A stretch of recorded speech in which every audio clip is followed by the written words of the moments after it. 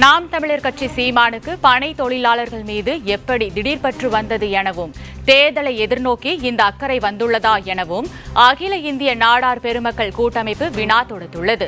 பனை தொழிலாளர் நலவாரிய தலைவர் எர்ணாவூர் நாராயணனை கள்ளச்சாராய வியாபாரி என அவதூறு பரப்பி வரும் தமிழ்நாடு நாடார் சங்க தலைவர் முத்து ரமேசுக்கு எதிர்ப்பும் தெரிவித்துள்ளது.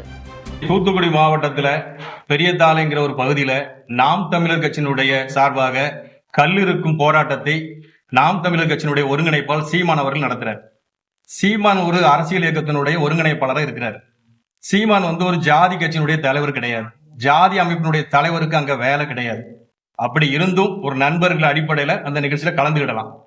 அப்போ சீமான்கிறவர் திடீரென்று இந்த நேரத்துல அந்த கல் தொழிலாளர்கள் மீது, பனை தொழிலாளர்கள் மீது பற்று என்ன காரணத்துக்காக வந்துச்சு?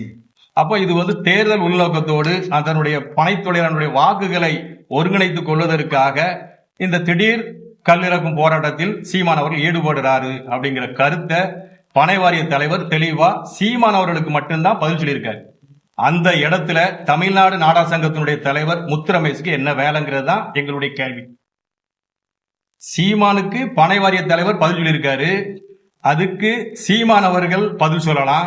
ஒரு மிகப்பெரிய ஒரு தலைவரை, மிகப்பெரிய ஒரு முன்னாள் சட்டமன்ற உறுப்பினர், மிகப்பெரிய பொறுப்புகள் இருக்கக்கூடிய தலைவரை தன்னுடைய தனிப்பட்ட காழ்ப்புணர்ச்சிக்காக மிகப்பெரிய அளவில் ஒரு கொச்சைப்படுத்தி அந்த உங்களுக்கு அது ஆதாரத்தை அங்க கொடுத்திருக்கோம். பேஸ்புக்ல 2 பதிவு விட்டிருக்கிறாரு. தொண்டர்கள் தங்களுடைய உணர்ச்சியின் காரணமாக சமத்துவ மக்கள் கழகத்தை சேர்ந்த நிர்வாகிகள் அந்த இடத்தில் போய் அவருடைய எதிர்ப்பை பதிவு செய்கிறார்.